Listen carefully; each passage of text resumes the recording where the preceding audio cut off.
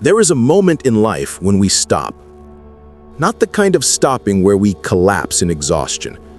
Not the kind of stopping where we give up. No, this is a different kind of stillness. It is the stillness of power. The silence of a man or a woman who no longer feels the urge to explain, to justify, to prove. Have you ever noticed this?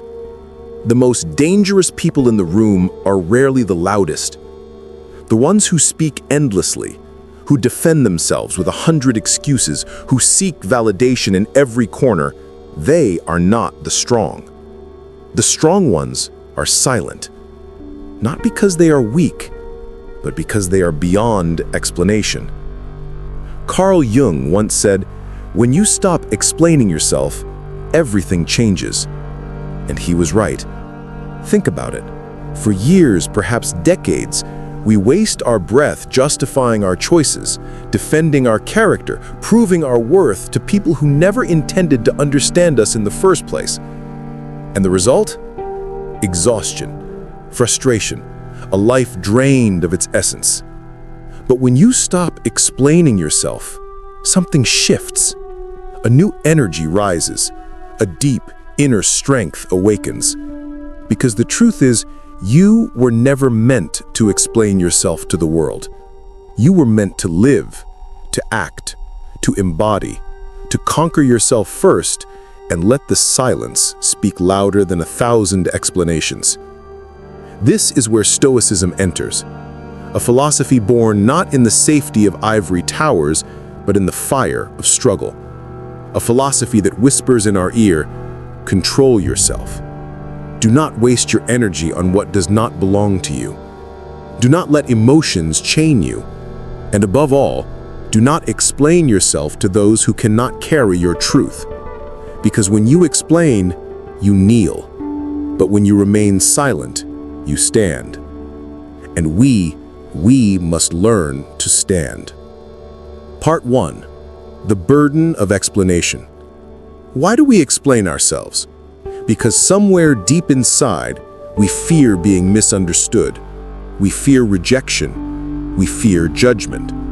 So we use words like weapons and shields. We craft elaborate defenses for our choices, for our actions, for our failures. We stand before people who have never lived a single moment of our struggle, and we beg them to see us clearly. But here is the brutal truth. Most people are not listening to understand you. They are listening to judge you, to place you in a category, to measure you against their fragile standards.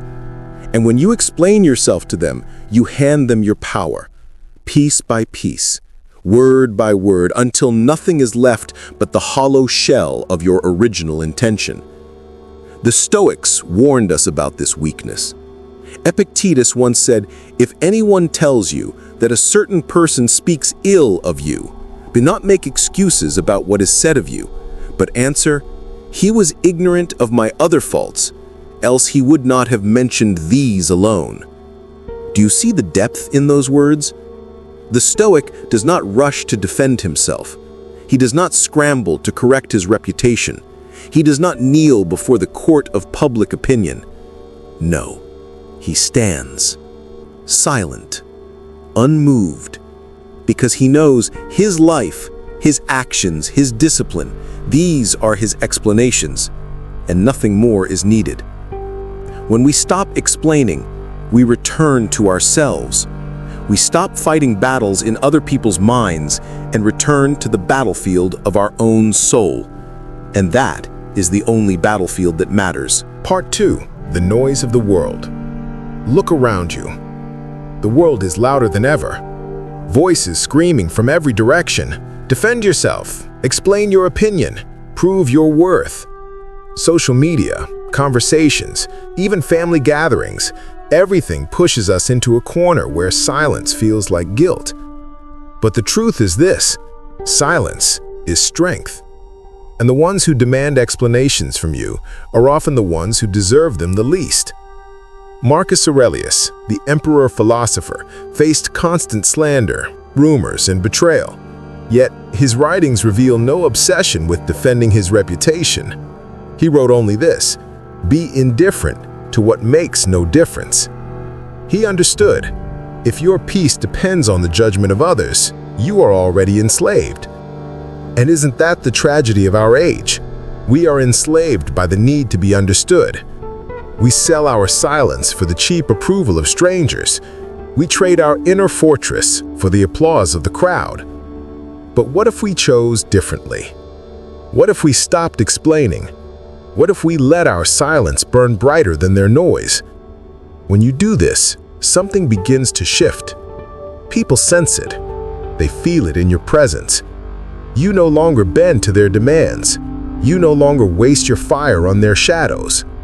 And that is when everything changes. Part 4. The weight of chains. Every time we explain ourselves, we chain our soul to another person's judgment. Think about it. You decide something for your own life. You take a path that feels right for your growth, your discipline, your survival. And yet, someone questions it. Someone raises an eyebrow. Someone whispers, "Why would you do that?" And in that moment, the fear rises. You rush to justify yourself. You bend your words. You twist your truth. You soften your decisions, all in the desperate hope that they will nod in approval. But here is the poison. Once you begin explaining, you become addicted to it. You start to believe that every decision must pass through the courtroom of others. You start to measure yourself not by what is right, but by what is acceptable. This is not living. This is slavery. The Stoics saw this weakness centuries ago. Seneca warned, "We are more often frightened than hurt, and we suffer more in imagination than in reality." The fear of judgment is one of those imagined sufferings. It creates a prison where none exists. And when we give in, when we explain ourselves endlessly, we forge the prison bars with our own hands. But when we stop, when we cut the need for approval, when we let our silence defend us, when we walk forward without a single word of justification, then we break the chains. Then we stand free. Part 4. The enemy within. Yet let us be honest. The greatest enemy is not the crowd demanding explanations. The greatest enemy is within. It is the part of us that craves validation. The part of us that whispers, "If they don't understand me, I am nothing. If they misjudge me, I am lost." This weakness is ancient. It is rooted in the human need to belong, to be seen, to be accepted. But Stoicism teaches us to master this hunger, not to feed it. For what is self-control if not the art of silencing the inner child that begs for attention? What is fortitude if not the ability to walk through fire without asking the crowd to cheer you on?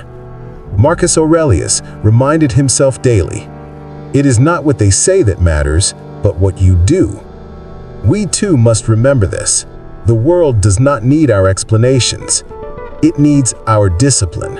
It needs our strength. It needs our example. Let others misunderstand. Let others gossip. Let others twist our silence into weakness. Because in the end, we do not answer to them. We answer only to our own soul.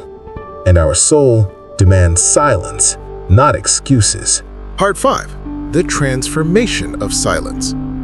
When we stop explaining ourselves, something profound happens. We transform. Our silence becomes our armor. Our actions become our voice. Our discipline becomes our argument. And those who once demanded explanations, what do they see? They see a presence that cannot be moved.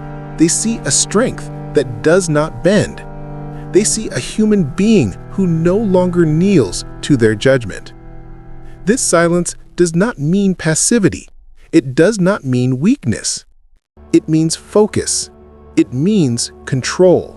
It means that every ounce of energy once wasted on explanation is now directed inward, toward mastery, toward fortitude, toward unshakable calm. And that is when everything changes. For when we stop explaining, we stop bleeding our strength into the void. We stop scattering our energy in the winds of opinion. and we begin to live as warriors of the soul. Part 6. Everyday arenas where silence wins. Let us step down from the heights of philosophy for a moment and walk into the dust of daily life. Because philosophy, if it does not touch our daily struggles, is nothing but empty air. Think of the workplace. A colleague questions your methods, not out of genuine curiosity, but out of envy, out of the hunger to make you stumble. What do most people do? They panic. They launch into an endless justification. I did this because of that. I thought it would work better this way. I just wanted to make sure. But in the end, every word becomes a rope to hang yourself with. Now imagine another response. Silence. A calm gaze. A short, grounded answer. This is the way I chose. No excuses, no begging for approval. The room feels it. You feel it. Power is no longer in their hands. It is in yours. Or imagine your family. The ones closest to us often demand the most explanations. Why don't you visit more? Why don't you live like we expect? Why don't you follow the path we laid before you? And you, what do? If you explain, you hand over your freedom. If you justify, you give them the keys to your life. But if you stand silent, if you live your truth without explanation, their noise collapses in front of your presence. And slowly, they learn you are not a child to be questioned. You are a soul who walks his path without apology. Part 7. The fire of conflict. Consider arguments. How many times have you wasted hours, days, even years trying to prove your point? How many nights have you lost defending yourself to someone who never intended to listen? This is the tragedy of explanation. You cannot argue a blind man into sight. You cannot reason a deaf man into hearing. So why do we keep trying? Because our ego demands it. Because our pride whispers, if they don't understand me, I am less. But this is the moment when Stoicism cuts deep. It says you are not responsible for their understanding. You are responsible only for your virtue. In conflict, silence is not defeat. It is mastery. When insults fly, when accusations fall, when tempers burn, to remain calm, to remain silent, to let your eyes speak instead of your tongue. This is the fire of fortitude.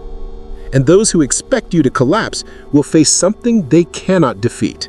A man or woman who no longer dances to their music. Part 8. The inner practice of silence. But let us go deeper. This silence we speak of is not only external, it is internal. The hardest explanations are not the ones we give to others. They are the ones we give to ourselves. Have you noticed? We wake in the morning and explain away our laziness. I am tired. I deserve more rest.